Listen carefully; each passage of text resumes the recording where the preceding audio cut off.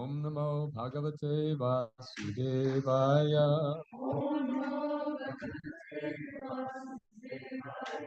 Om Namo Bhagavate Vasudevaya.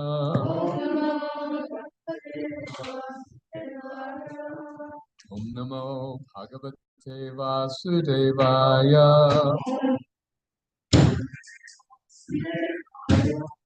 Narayanam Namaskritya Aram Shaivanarotama Devi Saraswati Dasam. Let's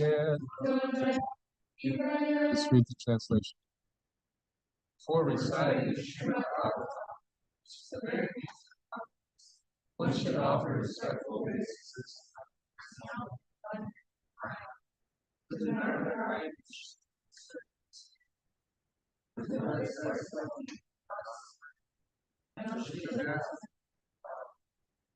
Nasta Praeshvabhadreshu Nityam Bhagavata Sevaya Bhagavati Uttama Shloke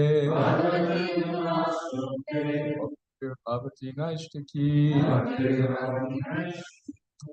By regular attendance in classes and by regular service to the all that is troublesome to the heart is destroyed.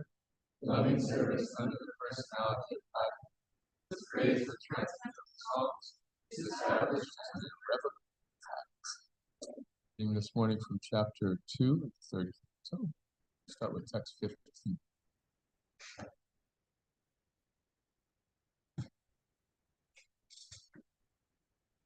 This is Udhava speaking. Just to set the scene here. Vidura is a illegitimate son from the house of Kurus. So he was part of the royal family, but not eligible for the throne. And he was very righteous by nature, whereas the house of Kurus was led by wicked people. So he was kicked out. So he's very easily left the royal, comfortable palace and just went out and went on pilgrimage. Sure. Vidura has met Krishna, but he is not as familiar with Krishna as is Uddhava.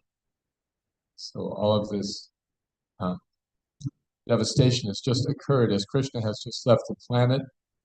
Uddhava received personal instructions from Krishna, so Vidura is going to him. Uddhava was much more intimately connected with Krishna, living in the Yadu dynasty. So he lived with Krishna, he was interacting with Krishna regularly, so he knew Krishna very well. So Vidura was eager to hear from Uddhava all about Krishna. And Uddhava is complying here by speaking these texts. So here is the sequence. Read these 8 or 9 texts. Vishnu, would you like to start this? And Stephen. The personality of Godhead, the all-compassionate controller of both the spiritual and material creations, is unborn. But when there is friction between his peaceful devotees and persons who are in the material modes of nature, he takes birth just like fire, accompanied by the Mahatattva. So he's explaining Krishna has come and why he has come. When I think of Lord Krishna, how he was born in the prison house of Vasudeva, although he is unborn, how he went away from his father's protection to Vraj and lived there incognito out of fear of the enemy, and how, although unlimitedly powerful, he fled from Mathura in fear. All these bewildering incidents give me distress. So the previous text he spoke philosophically, now he's speaking personally, how much it pains him, all these difficulties his family went through. Lord Krishna begged pardon from his parents for their Krishna and Balaram's inability to serve their feet, due to being away from home because of great fear of Kamsa. He said, "O mother, O father, please excuse us for this inability. All this behavior of the Lord gives me pain at heart." You know this pastime? It's so nice when so Kamsa put Krishna's parents in jail, and Krishna was born there, and then Krishna's father managed to smuggle him out of jail. So he was raised by a foster family, although the foster family thought he was their son. So after he grew up, he came and killed Kamsa and then released his parents from jail. So his parents had been hearing all these amazing things Krishna had been doing. And although he was, on one hand, he was their son, they also were hearing all these amazing godlike things he was doing. So when he came to rescue them, they just paid their obeisances. This is God, this is not our son. And so then Krishna was not very pleased with that mood, likes the intimacy of parenthood and other relationships. So he and Balaram spoke this in this way. Oh, my dear parents, we were raised by foster parents, but no one loves the child like the real parents. How much we would have loved to be with you and have served you. So by speaking in this way, he completely destroyed Devaki and Vasudev's mood of awe and reverence and brought them back into parental affection. It's a beautiful pastime. Who, after smelling the dust of his lotus feet even once, could ever forget it? Simply by expanding the leaves of his eyebrows, Krishna has given the death blow to those who are burdening the earth. Generally, the smell of feet is not something relish. But Krishna's feet are so amazing. Sandalwood. We have personally seen how the king of Chedi, Shishupal, achieved success in yoga practice, although he hated Lord Krishna. Even the actual yogis aspire after such success with great interest by performance of their various practices. Who can tolerate separation from him? So this is starting the theme of our class today, but who knows how did Shishupal attain the perfection of yoga?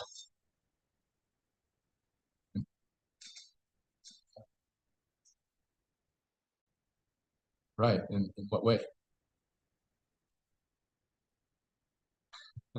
Yeah, he hated Krishna. Have you ever hated somebody?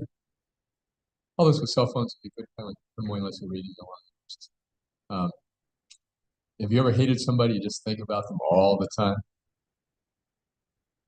Yeah, so this is Shishupal. Shishupal was born with 3 eyes. And this deformed child was very terrifying to us, very heartbreaking for his mother. So she asked the sage what she could do, and the sage told her that when you put this child on the lap of the person who will kill him, his 3rd eye will disappear. So she would always, whoever she met, she would put the child on the lap, thinking that she would try to negotiate with this person. So when she met Krishna, she put the child on his lap, and the 3rd eye disappeared. So she begged Krishna, please don't kill my son. And Krishna said, don't worry, I will tolerate 100 insults from your son. So Shishupal at this big assembly started insulting Krishna publicly. So, you did this, and you are that, and we don't even know what caste you are. And Krishna's going, 12, 13, 14. So finally, when Shishupal came to 100, then Krishna released his Sudarshan chakra and decapitated. So this was Krishna's tolerance. And this was how Shishupal attained perfection, because he was so absorbed in Krishna that he was actually killed by Krishna. As we'll read, even being killed by Krishna assures one's liberation. Good. Next.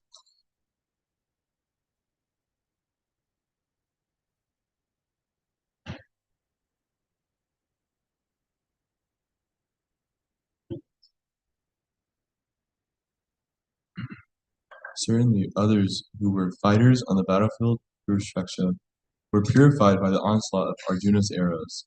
And while seeing the lotus-like face of the Lord Krishna, so pleasing to the eyes, they achieved the abode of the Lord. So again, even those who were fighting against Krishna's side, were liberated because they died in his presence. Next.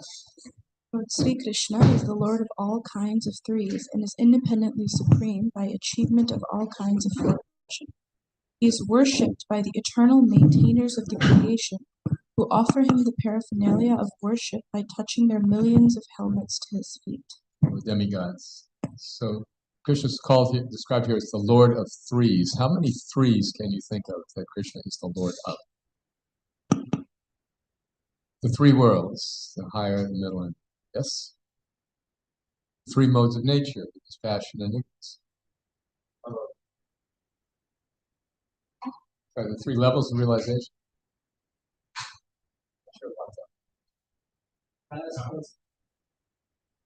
Past, present, and future. What, I want to get Bruce. I want to understand what are you referring to? I was Oh, okay, good. Yes, yes, very good. Brahman, Paramatma, Bhagwan. Okay, that's stretching it. There's one more I'm thinking. Let's mention it. Yes, good. The three presiding deities of them. And also the three Purushas, three Vishnus, Arbodakshay Vishnu, Chirodakshay Vishnu, and Prayadakshay Vishnu. Okay.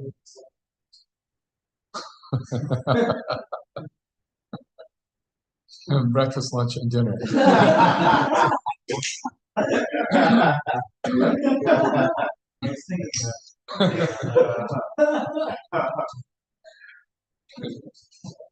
Okay. All right, next. Back to read.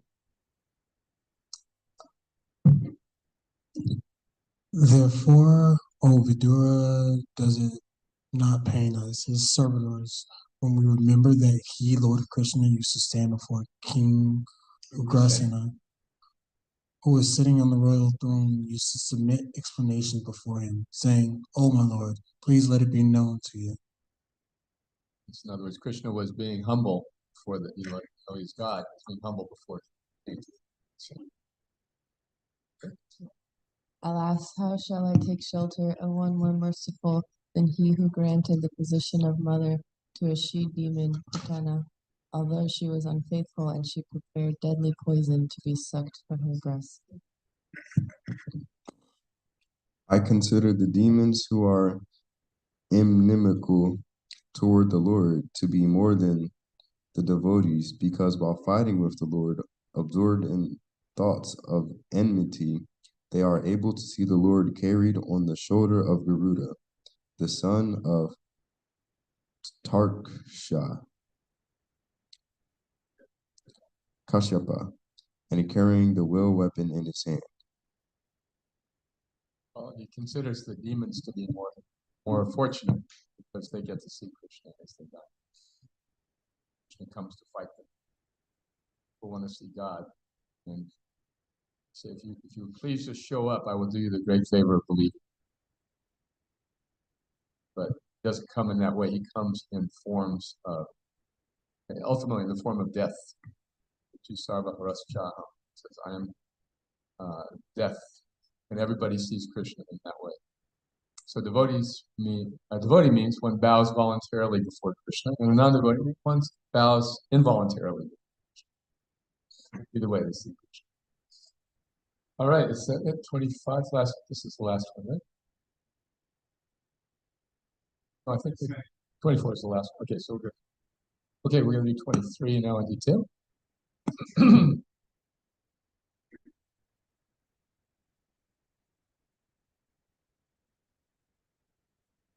Aho Bakiyam Stanakala Kutam Sayata Yadata Yadusati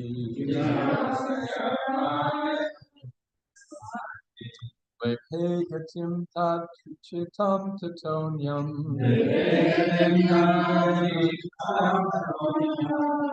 Patayalum Sharanam Prajema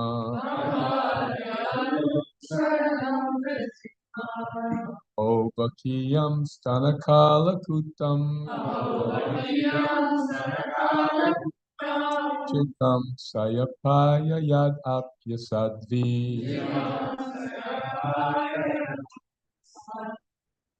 pegatim dat trucitam tatonium. Amba dayalum sharanam brajema.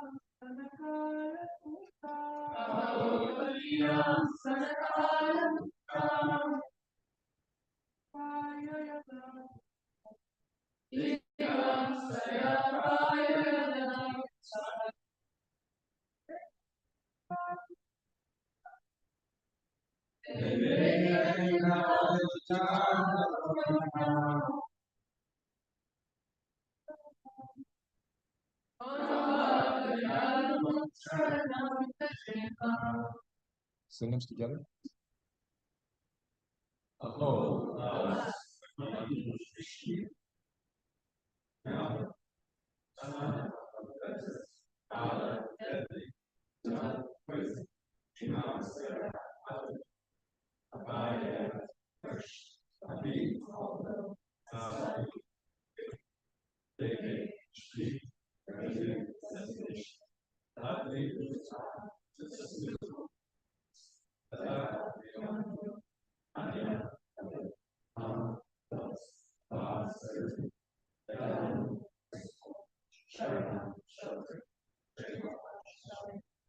Translation together.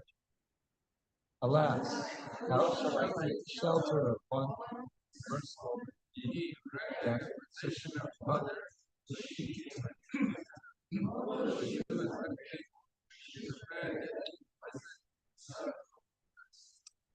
Who would like to read the purport? Please, Amrita. Here is an example of the extreme mercy of the Lord, even to his enemy. It is said that a noble man accepts the good qualities of a person of doubtful character, just as one accepts nectar from a stalk of poison. In his babyhood, he was administered deadly poison by Putana, a she-demon who tried to kill the wonderful baby. And because she was a demon, it was impossible for her to know that the Supreme Lord, even though playing the part of a baby, was no one less than the same Supreme Personality of Godhead. His value as a Supreme Lord did not diminish upon his becoming a baby to please his devotee Yashoda. The Lord may assume the form of a baby or a shape other than that of a being, but it doesn't make the slightest difference. He is always the same Supreme. A living creature, however powerful he may become by dint of severe penance, can never become equal to the Supreme Lord. Lord Krishna accepted the motherhood of Putana because she pretended to be an affectionate mother. allowing Krishna to suck her breast. The Lord accepts the least qualification of the living entity and awards him the highest rule. That is the standard of his character. Therefore, who but the Lord can be the ultimate shelter?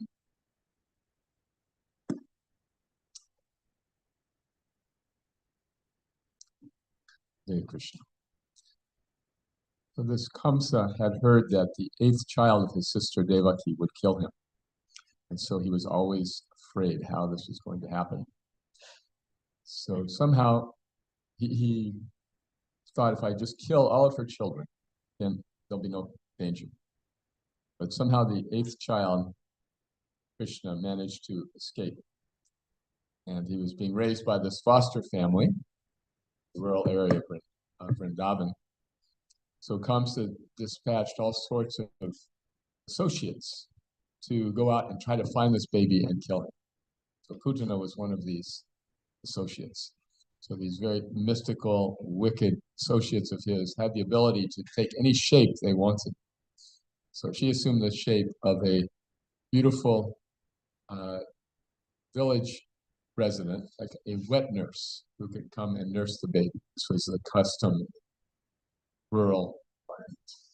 So she was, in fact, so captivatingly beautiful that when she approached the nursery where Krishna was being kept, everyone just was in awe of her beauty and her charm, and they welcomed her. Yes, by all means, please come and nurse this child.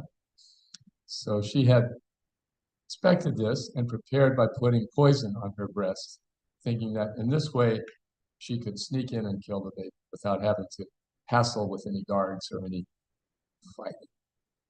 So Krishna was just newly born infant. Has anyone ever seen a horse born or a cow or another animal? Within a few minutes, they're on their feet and somewhat self-sufficient. Like they still don't know what's going on, but they kind of like get around. The human child, so very helpless. So very helpless. They can't even get their head, lift their head for 6 or 8 weeks. It's a big deal, and parents get all excited. Oh, he turned over. Oh, he lifted his head. Oh. So this is because, of course, the human being has this gigantic brain, as opposed to an animal, which has some kind of physical strength, but not intellectual. So the child Krishna was in this very helpless, independent, and charming stage. And you can imagine how much dirt has to be in the heart of a person, how much evil has to be there to come and kill a newly born baby. There's great debate in this country about abortion. Should children be killed before birth? And it's considered so very inhuman, which it is, of course. But the idea of killing a child after birth, nobody will agree. So this was very, very wicked person coming to kill Krishna in this way, tricking everybody, cheating everybody, taking advantage of their kindness to let her have access to Krishna, and then being so dastardly. Yes, good, now I can kill this baby. Just see how very wicked Putana was. So Krishna, who knows everything, immediately understood who she was and what was her intention, and he very willingly accepted her breasts. But as he was drinking the milk from her breast, he also sucked out the air of life. And as her life air began to leave her body, she started screaming, trying to get the child off her, but he wouldn't let go.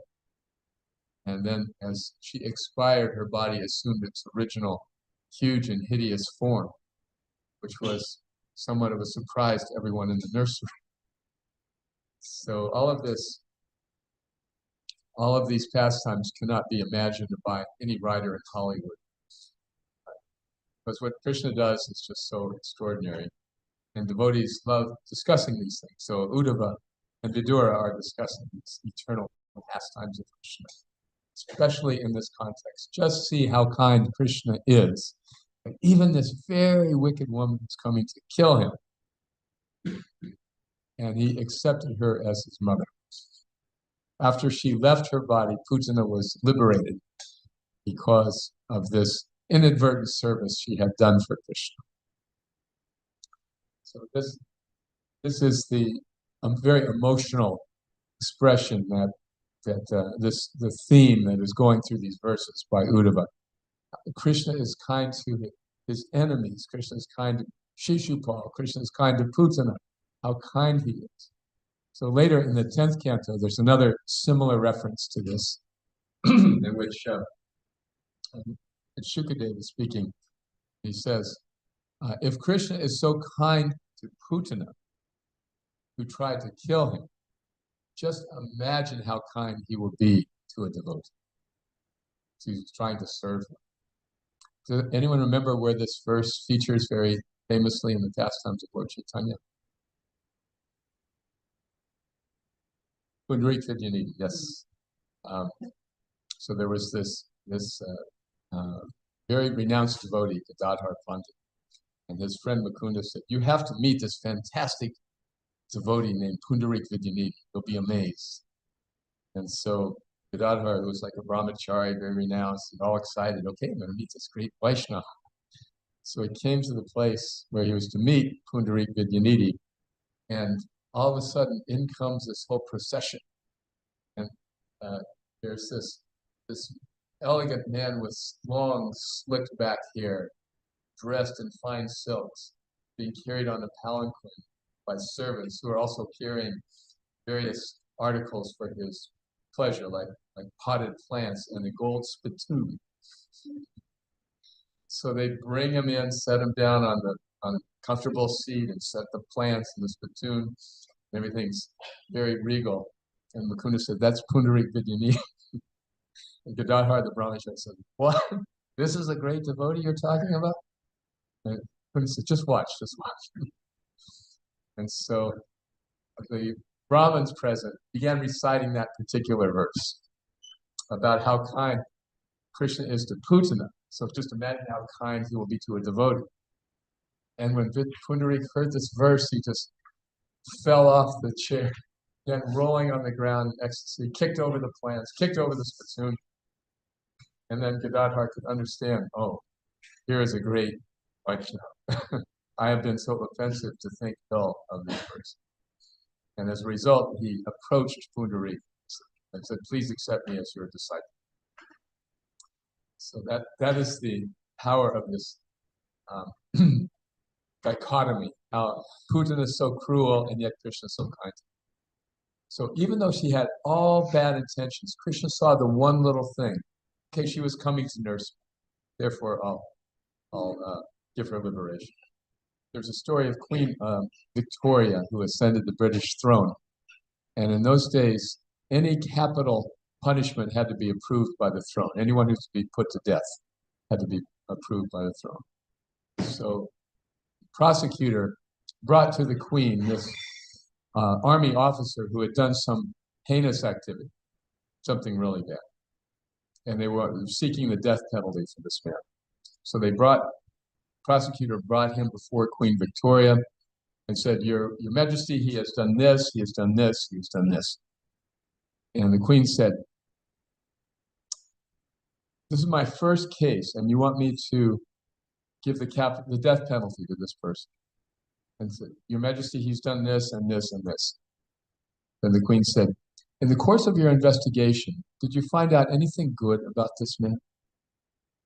So the prosecutor was very perplexed, couldn't answer. She repeated the question. Finally said, "Well, I heard that he was good to his family. I forgive him." So she found one good quality, one redeeming quality. And this is Krishna. Even though our approach to him may be flawed in so many ways, he will find the good quality and recognize that.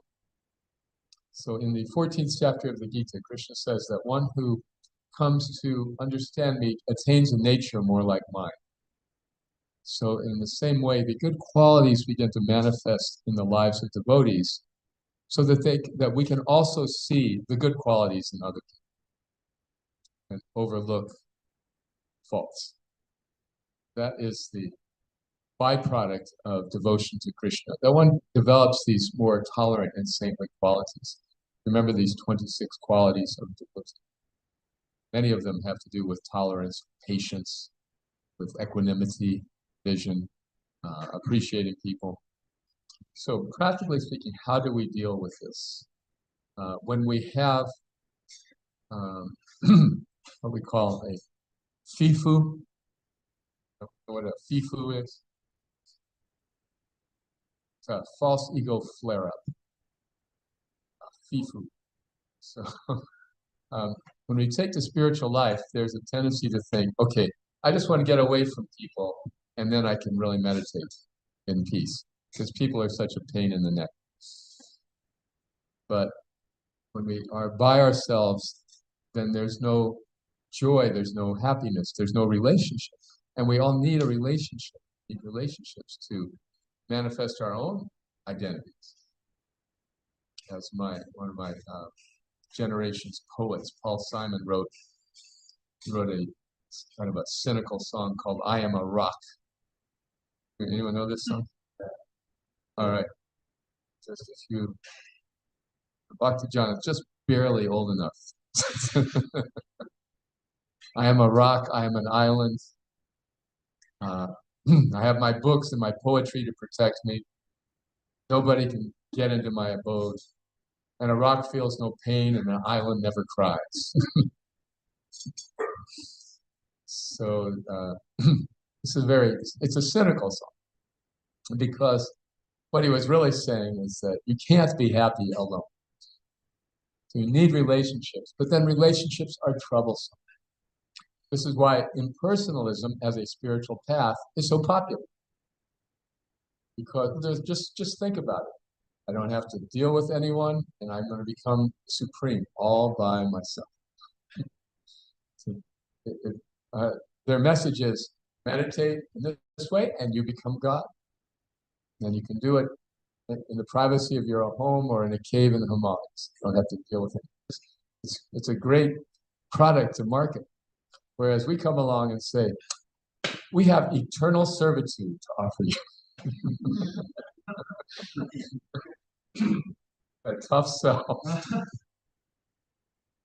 So it's no wonder that impersonalism is much more congenial for most people to think, okay, let me just be by myself and meditate, and then I'll realize my godhood. And then when I go back in society, everybody will admire me. Oh, sadhu.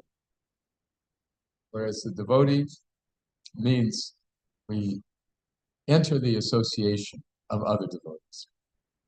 And that is challenging. It's austere. It's definitely more challenging to develop spiritual relationships than to eliminate relationships altogether, at least in the short run. In the long run, you can't maintain no relationships. So therefore, we have this challenge to develop spiritual relationships. And the spiritual relationships are centered on ideas like this. Okay, let me see the good in other people, as opposed to finding fault with them. If I'm angry with somebody, let me look at myself and ask, why is it that I'm angry? What's really at the root of this anger that I'm feeling towards this person? Problems like holding a grudge. Anyone ever hold a grudge against somebody? Yeah, so what does that mean? That means that when you die, you have to take birth with this person again, because you're absorbed in their thinking about them. For our own sakes, being able to get rid of grudges and ill disposition towards others is, it's self-protective. So how do you do that? Well, the example that we see here in Bhagavatam is one really good point. Be able to look for something good in this person, some redeeming quality in this person, and try to focus on that. Another important strategy is delineated in the Bible. You separate the sin from the sinner. You hate the behavior, but not the person who's doing it. The person who's doing it, you have to see the eyes of eternity. This is a spirit soul who's struggling in a material body, just like I am. Somebody who's fallen into the material world, just like I have. Somebody who's got their mind and senses on fire, just like mine are. Who's trying to do. That's what it's so amazing that there are any devotees at all in the material world. How wonderful it is that I have the opportunity to be with this person who's trying to serve Krishna, when practically everyone else in the world couldn't care less. So in this way, try to, through our intelligence, gain some appreciation for others. These are the strategies. At least we should recognize that if our own hearts are holding ill will towards somebody else, that's our fault. It's not their fault. That's another thing, that if we're thinking, if only this person would behave properly, then I could be happy. Ever have that thought? So what does that mean when we do that? We are empowering this other person to determine our happiness. If they do this, we'll be happy. If they do that, we'll be unhappy. Why would you give away that power to somebody else, especially somebody who may not be particularly fond of you either? So what we do, we have to come to a point of saying, all right, this person may do this, may do that. My purpose is serving Krishna. As Prabhupada put it very succinctly, Krishna has put this person in your life as your austerity. So let me gratefully accept. Krishna is giving me some little bit of austerity by putting this person in my life. These are some ways to try to be able to change the ill will that we have in our hearts. And even if we can't get rid of it, which is usually the case, we can't just get rid of it immediately. We can be intelligent enough not to act on it. We can look at it like a virus. If you have a virus, just go around for a few days, your nose is dripping, you feel lousy, but you go on with your activities. Not 100%, but you carry on. So in the same way, there's some virus on the subtle body. We have ill feelings toward other people. All right, anyway, let me go on with my duties. And eventually the virus will clear up, unless we make a career out of solving it. Eventually it will clear up. That's the nature of the body. We come to a homeostasis, a nature of health, position of health. So similarly, the soul in a healthy condition does not feel animosity towards others. This is why in the Nectar of Instruction, Rupa Goswami says that we should try to take shelter of a person whose heart is completely devoid of the propensity to find fault with other people. A heavy admonition. But that's what we're looking for, and that's what we want to become. When we don't find fault with others, just imagine what a great burden is lifted off our shoulders. No longer do we have to sit as judge and jury of the entire universe. No longer do we have to evaluate people as, this one's good, this one's bad. This is such a tremendous responsibility. It's said that one of my godbrothers is very advanced in this area. His friends say he could find the good qualities of an amoeba. He's looking for what is good about this person.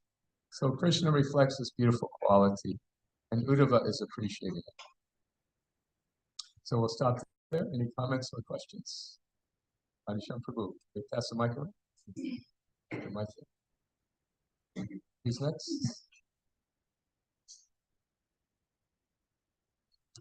I heard there was a story, one of the Russian ashrams, brahmachari ashram, two brahmacharis were fighting. So the Tamil president brought him a tumbler. He's forced them to glorify each other. After like 5 minutes of being quiet, one devotee said, well, he's prashadam.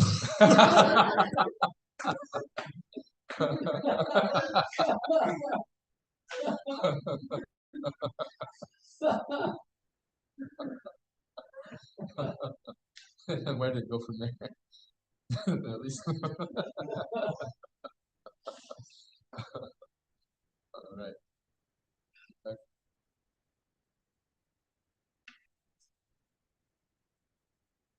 of this particular verse, I read and like heard from also devotees that Shukadeva Goswami went to the forest, like after being born from his mother's womb, just wanted to be an impersonalist and not get affected by anyone.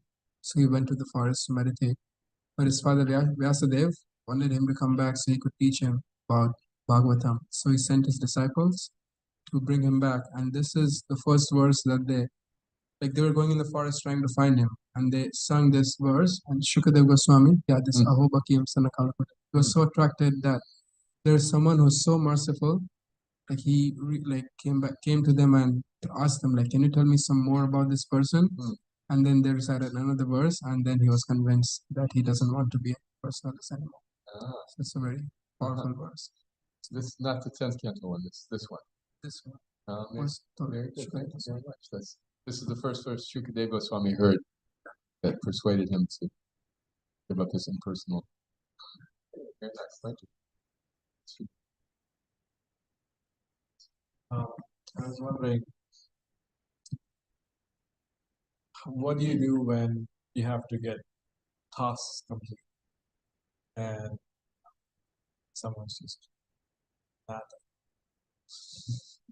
And I mean, yeah, you of course appreciate them for the many things that they do right, but then sometimes you point out, work on this one area. So how do you do that? Yeah. Still with that simple mind. Right. This is the challenge of spiritual leadership. You have to be a Rajarshi, a sadhu, and a king at the same time. Right. So what you said is very pertinent. Recognizing, look, you do this well and this you're not doing so well with. It's incumbent on leaders to not take the problems of others until it's actually necessary. For example, if you have a child and the child's learning how to do simple things, well, you know you could do that thing so much faster yourself, but you want that child to learn how to do it. So that requires a lot of patience. Sometimes situations are very urgent. We don't have time to let the child learn. But most of the time, if we are patient, we can let the person learn on their own. We can give instruction, give advice, and we can ask questions. But as soon as we take it back, then we defeat the purpose of learning and we insult the other person. So that requires a lot of patience.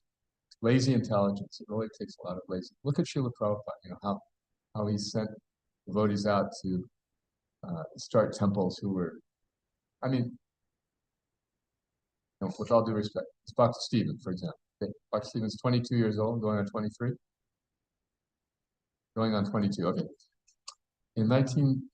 If you had come about 53 years ago, they'd say, okay, Stephen, you're ready, go out and open a new country. Prabhupada would have sent you out to Germany or to Sweden or to New Zealand. Hey, I'm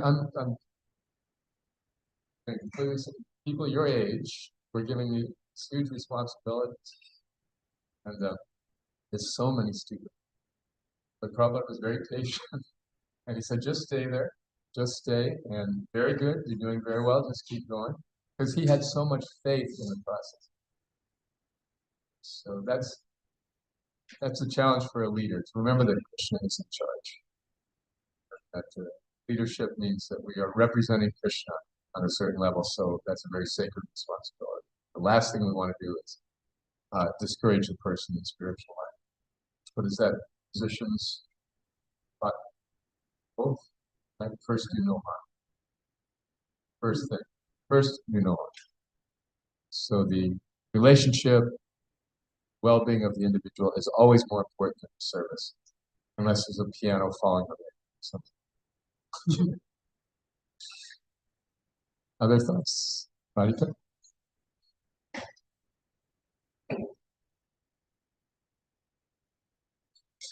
We don't know what to do if we have ill feelings towards others, and compare it to like a virus. We just go on with our activities, and eventually our natural state is that we don't have those. But then at the same time, we have to take medicine. Is that true, or is we need to try to cure it ourselves, or talk to devotees, or just go on with day to day and eventually just will go away, carrying on with bhakti. Right. When we're saying going on with the day to day, we mean devotees, right? In other words, what is the devotee's day? Well, we get up, we chant Hare Krishna. We're first scrubbing our heart every morning, holy name. So that will cure the problem, given time. Inechi al Shadhi Maya. But Chaitanya has brought the medicine of the holy name. So we are taking medicine, the daily life of the devotee. You're doing therapy, medication. Good point. Please go ahead. They're so damn stubborn, these unwanted things, right? Yeah, but so for example, talking to devotees or journaling or doing therapy, these type of things, that is not necessary depending on the situation. No, those are very good things. Well, let's break that down a little. Journaling is really good because then you can express these feelings. So, and getting rid of unwanted feelings is not a matter of suppressing them. It's a matter rather of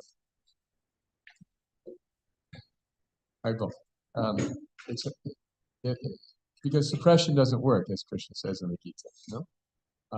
So journaling is a way to give them expression. Talking to other devotees is a little more risky. Why? Because Prajalpa, if we're speaking ill of other devotees, that has exactly the opposite effect.